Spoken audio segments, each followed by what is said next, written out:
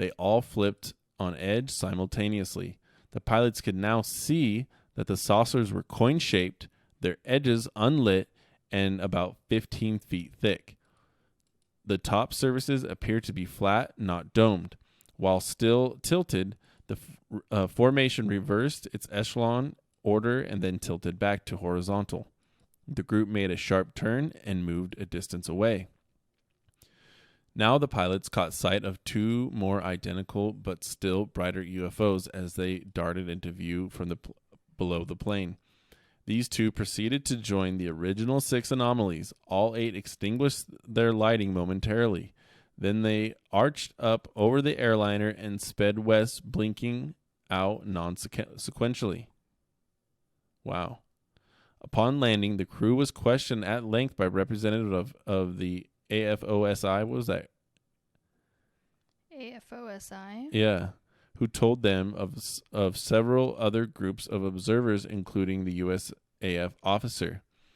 AFOSI's classified cable outlining. It's Air Force Office of Special Investigations. Oh, okay. Classified cable outlining the event was sent to Army and Navy Intelligence, the Armed Forces Security Agency, forerunner of the NSA, to the Joint Chiefs of Staff, and son of a gun, the CIA. Why did they write the son of a gun part?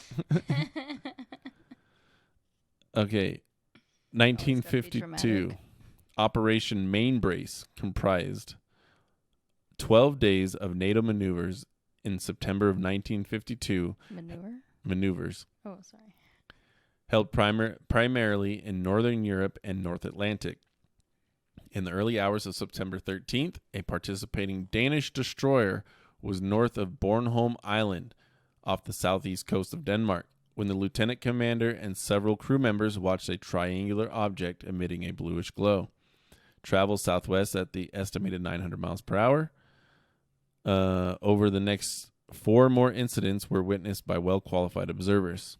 On September 19th, 1952, just before 11 a.m. at the RAF Topcliffe, Yorkshire, 2 RAF officers and 3 crewmen witnessed a silver disc following a meteor jet fighter.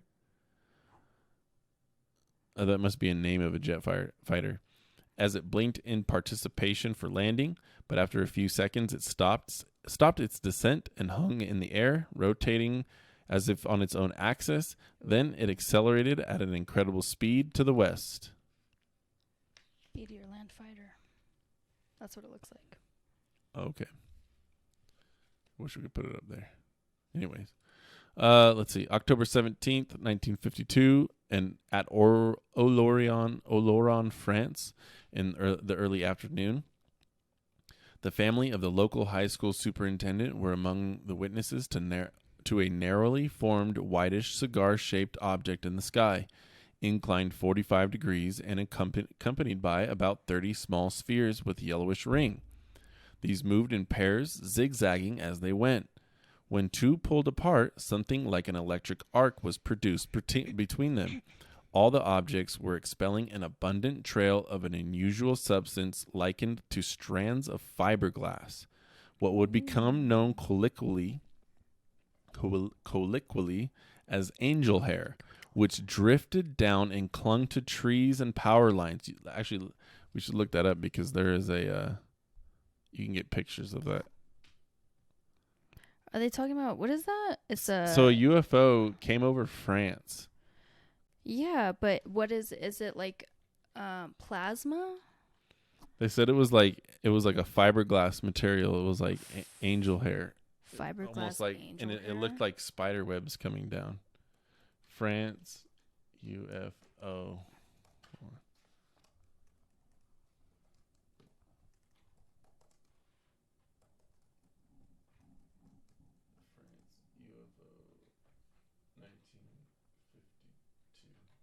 What?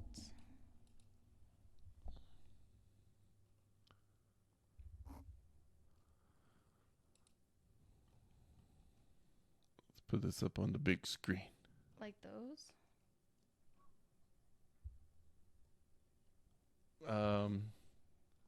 Actually, I don't know if this is gonna show the actual. So,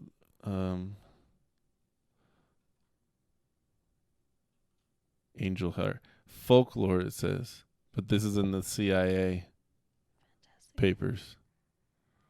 So this says, I typed in fiberglass angel hair France UFO, and this is what I found. Look at that. Close encounters.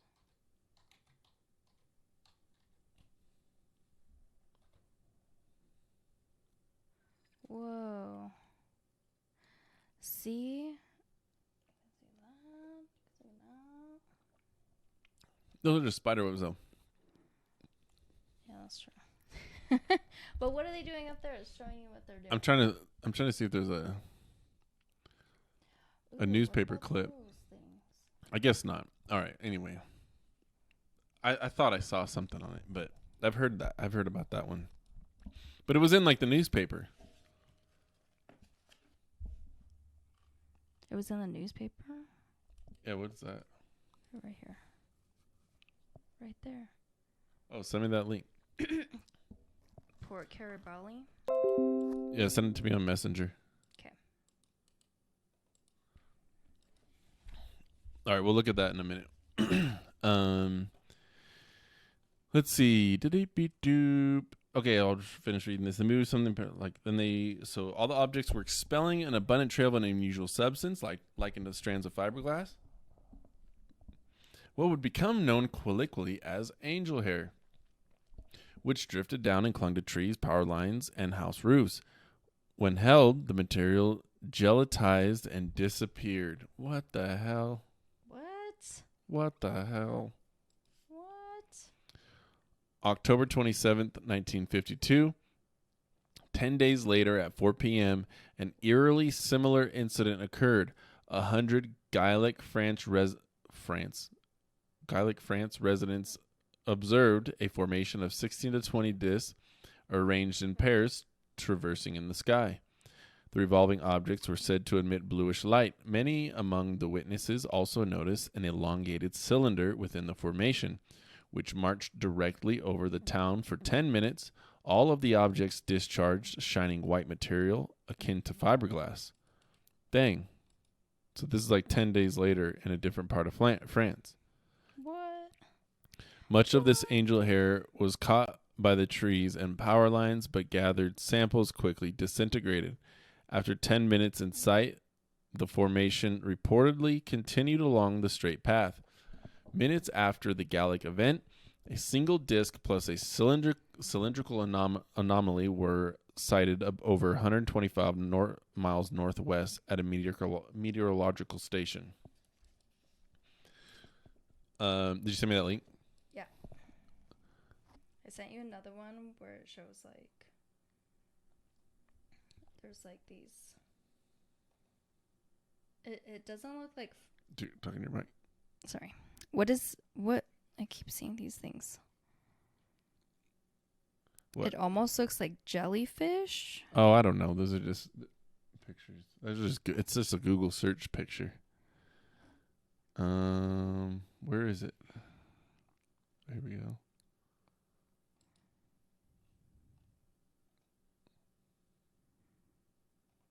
And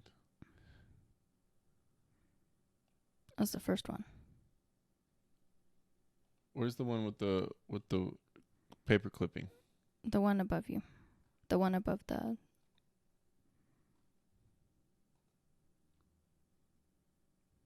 Okay. That one.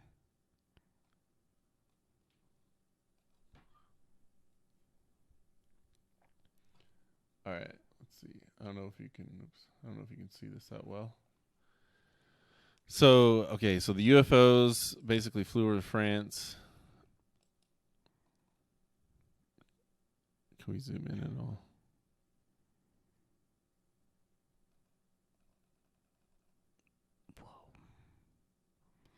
Whoa. And put this strand stuff, and then after a while, and then this is, I guess, a drawing of what it kind of looked like.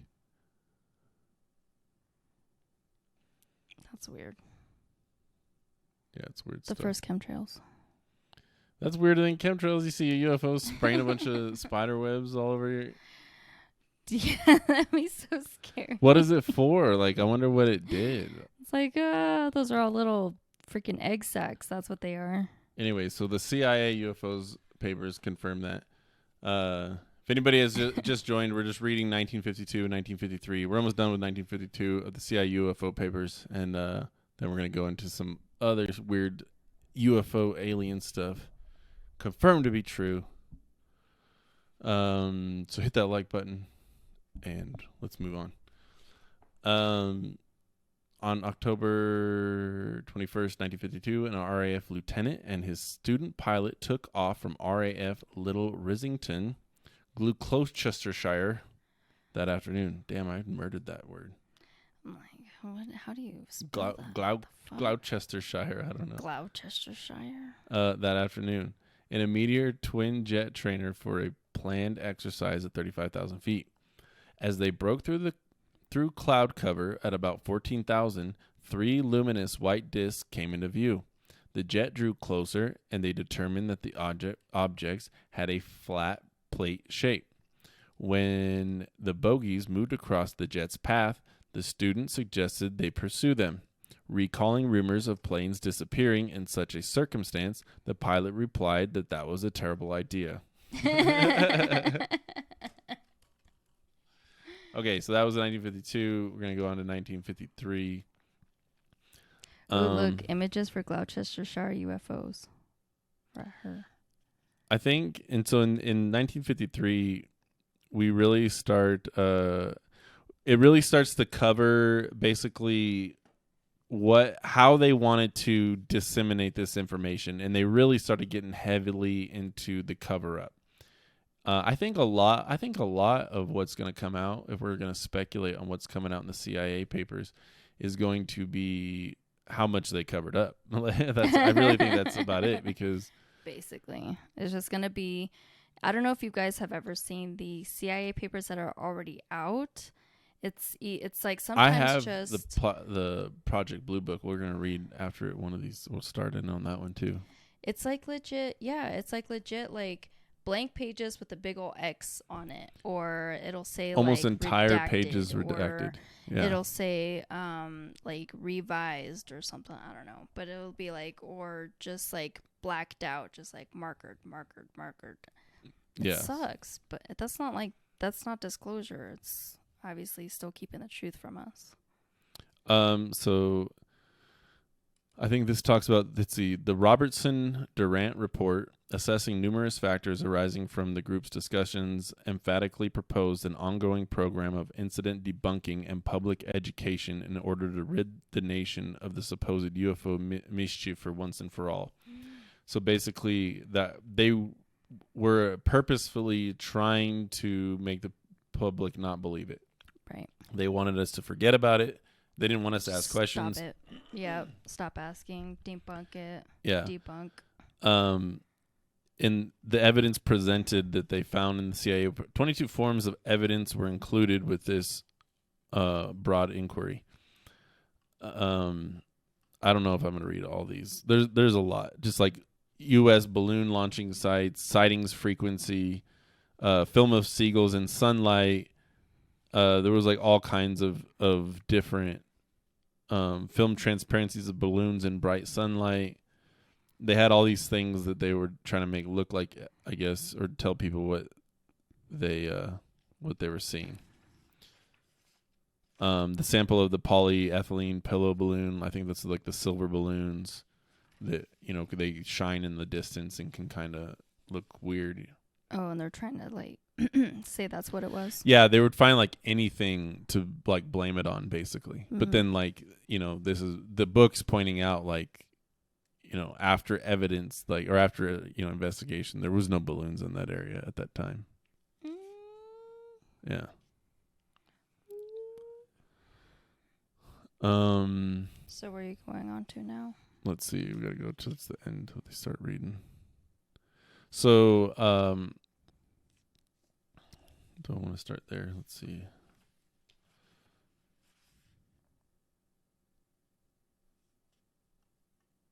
Dang. The Durant Report. So the Durant Report was prepared by Fred C. Durant, the CIA special agent and missile expert who served in the Robertson's panel recording secretary. 2 Durant Report attachments, both plain, non-secured sheets, explored possible explanations for UFO sightings, psychological hysteria, hallucinations, hoaxes, misidentification of conventional aircraft and other objects or nature, including reflections, missiles, searchlights, balloons, kites, birds, bugs, airborne dust, or seeds, natural phenomena, light aberrations, reflections, refractions, anomalous radar, propagation, ionization, static electricity, ball lighting, planets, meteors, or other astronomical bodies, unconventional man-made devices in the United States, USSR, other foreign nations, extraterrestrial origin, living creatures, or machines. Among the notable suggestions made by the panel members was to expand the size of ATIC and insist that sighting reports be declassified ASAP.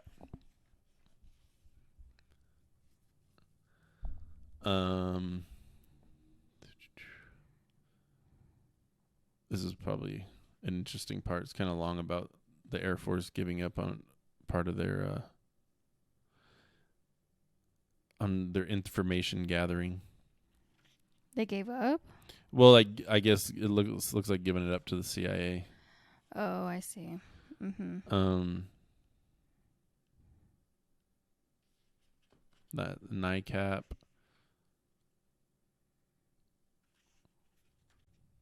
Yeah, there's a lot of, throughout these, there's a lot of people that they hire to try to debunk or try to just give willy-nilly explanations on what it could be, what it could not be. But if it's coming from their mouths, then it's okay.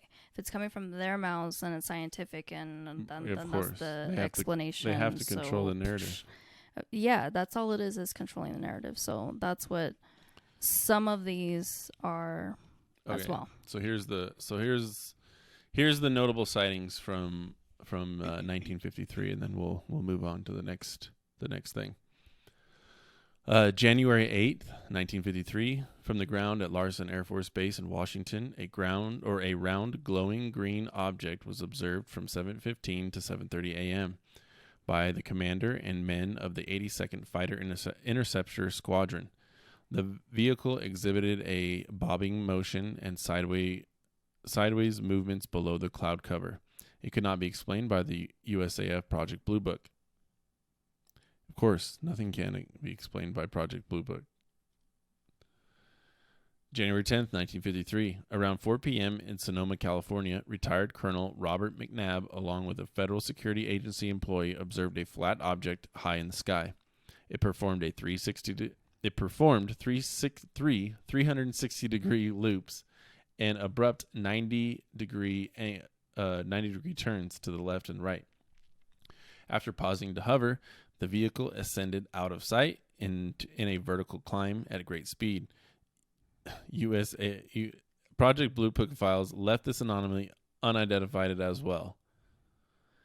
A month later, about 10 p.m., a Marine Corps lieutenant on intercept ready status was scrambled aloft in his F-9F Panther to check out an unknown blip on the Norfolk Naval Air Station radar. He was ordered to run black without running lights. Finding nothing, he was returning to base at 20,000 feet when he noticed a blob of light at or near the water. Momentarily, it rose in an instant to his altitude. As the pilot approached, he discerned a disc shape with red blinking lights on the hull. Suddenly, blue and white light bathed his cockpit. Glancing down, he saw through his gloves and flesh to the bones of his hands. Whoa. It was like an X-ray for several seconds. He seemed motionless in his surroundings. All sound had ceased, even the roar of his engine. Then, with a flash of light, the intruder moved away at great speed as sounds and motion returned to normal. A second pilot sent to investigate spotted the unknown in the distance, receding along the North Carolina coast. On his return, the lieutenant with the close encounter was extensively debriefed. When finally released, he was warned sternly to say absolutely nothing about the matter. Whoa. On March 27th, 1953, near Mount Taylor, New Mexico, an Air Force F-86 fighter chased a bright orange circle for 4 minutes. The jet's 700-mile-an-hour speed was not enough to catch the intruder traveling at an estimated 900 miles per hour. The case left the unidentified case was left unidentified in Project Blue Book. Why even bother telling us? Did they even identify anything? No. June 7th, 1953, a sworn statement not secured with redactions by Arthur Stanzel, a former member of the U.S. Air Force, concerned his involvement in a May 1921-1953 recovery effort following the flying saucer crash. I assisted in the investigation of the crashed unknown object in the vicinity of Kingman, Arizona. The object was constructed of unfamiliar metal which resembled brushed aluminum. It had impacted 20 inches into the sand without any of the structural damage. It was oval and about 30 feet in diameter. Inside were 2 swivel seats, an oval cabin, and a lot of instruments and displays. A tent pitched near the object sheltered the dead remains of the only occupant of the craft. What the hell? It was about 4 feet tall, dark brown complexion, and had 2 eyes, 2 nostrils, 2 ears, and a small round mouth. It was clothed in a silvery metallic suit. What? And wore a skull cap of the same type of material. It wore no face covering or helmet. What the fuck? This was actually describing an ET? Yeah. All just willy-nilly. Just like nonchalant. Just like, oh yeah, there was an ET. Damn, Arthur Stanzel. Write that guy down. Arthur Stanzel? Let's see, how do you spell it? So that was a recovery from a crash. There's another ET, but he was dead, he said. They said they found the remains. Is this how you spell his name? With an S, no Z. So I was going to, there's a whole Kingman UFO crashes website. He said, hey, don't send it to my IG, Scott. Send it to my, because I can't put it up from the computer. So it's easier if you just send it to my messenger and I can just see, he said chemtrails too. Told you. What? The beginning of chemtrails. There's a ton of pics related to that, he says. Okay. So yeah, Kingman UFO crashes website. Here. Dun, dun, dun. Want me to send that to you too? Is there good pictures? I don't want to read the story. I just want. Is there a picture of the guy? That's all right. We'll go. We're almost done. We got 3 more to read. Harry Drew. We got 3 more to read. At midnight, an American Airlines DC-6 was passing over the Conowingo Dam north of Baltimore on its way to Washington, D.C. Without warning, it confronted an unknown on a collision course. The pilot executed a dive, which threw passengers into the aisle, injuring some. The object streaked overhead into the night. The captain described it as having a size similar to the length and breadth of his own plane's fuselage. Ground control insisted that no other aircraft was within 100 mile of the area. Maybe that guy was just lying. Yeah. Maybe he was just like fell asleep at the wheel. He's like, no man, I swear I saw something almost hit it. I had to dive out of the way. Attention whore. Yeah. Just kidding. He's like drunk. He's like that one guy in that. He was hungover. Yeah, he's like Denzel Washington in that one movie. Okay, November 3rd, 1953. 2 weeks hence, an RAF lieutenant and his navigator piloting the de Havilland Vampire fighter jet at 30,000 feet from their base at the West Malling, England, confronted a bright circular object straight ahead. The glow was more intense around its periphery. In about 10 seconds, it flew away and out of sight. The object did not appear on their onboard radar. December 16th, 1953. Lockheed aircraft engineer Clarence Kelly Johnson, designer of the F-104U-2 and the SR-71. Oh, look that guy up. He's probably talked to some aliens. Along with his wife, observed an enormous flying wing over the Santa Barbara Channel. from their home in Los Angeles County. One of the Johnson's test crews, coincidentally in flight aboard a Lockheed EC-121, coincidentally, yeah, I'm sure, in flight aboard a Lockheed EC-21 surveillance aircraft, spotted the intruder from Long Beach. In due course, the Air Force, presumably Blue Book, concluded these trained observers had misidentified a lenticular cloud. During observation, Johnson considered and ruled out the explanation. And that's all of them for 1953. We'll continue 1954, 1955 on next episode.